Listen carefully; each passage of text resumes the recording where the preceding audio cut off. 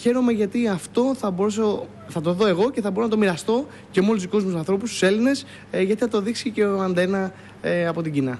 Την παγκόσμια χρυσή ζώνη στα 70 κιλά θα διεκδικήσει ο Iron Mike Zambidis στη διοργάνωση Hero Legends, τη σημαντικότερη της Κίνας, όπου θα γίνουν αγώνες kickboxing, muay thai και kung fu. Χαίρομαι γιατί μου κάνουν την τιμή να παίζω main event, το καλύτερο μάτι της βραδιάς, με τον καλύτερο του παίκτη και μάλιστα μέσα από όλα τα στατιστικά δείχνω ότι είμαι ο πιο δημοφιλής και αυτό είναι για μένα πολύ καλό και ένας λόγος να δώσω τον καλύτερο με αυτό. Ο Μιχάλης Ζαμπίδης θα αγωνιστεί με αντίπαλο τον Κινέζο πρωταθλητή στα 70 κιλά Σου Γιάν, τον οποίο γνωρίσαμε στο K1 Rising που πρόβαλε πέρυσι ο Αντένα. Έχουμε διαβάσει πάρα πολύ τον αντίπαλό μας, τον έχουμε αναλύσει, έχουμε δει τα καλά του, τα αρνητικά του σημεία, τα δυνατά του, όλα.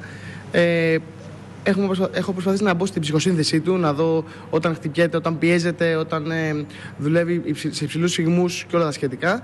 Νομίζω ότι έχω καταλάβει πάρα πολύ. Βέβαια, έχω προετοιμαστεί πάρα πολύ καλά και περιμένω να ρηχθώ στη μάχη. Ο Iron Mike στα 33 του θα αγωνιστεί για να νικήσει με τη δύναμη της ψυχής του. Στις μάχες αυτές, σώμα με σώμα, την ώρα που τα κόκαλα, εμείς που είμαστε φτιαγμένοι, αρχίζουν να μην δίνουν κάτι άλλο, τότε έρχεται η ώρα της ψυχής, όπου εκεί πέρα βάζεις χέρι στα ψυχικά σου αποθέματα και βγαίνεις νικητής. Εμένα με έχει βοηθήσει άπειρες φορές αυτό. Όταν το σώμα μου εγκατέλειψε, τότε η ψυχή μου είναι αυτή που κέρδισε. Τον αγώνα της ζωής του θα δώσει και ο μοναχός Σαολίν και δάσκαλος του Kung Fu, Σιφού Σιγιανζή. Τη διοργάνωση θα προβάλλει στις 4 Ιανουαρίου η τηλεόραση του Αντένα.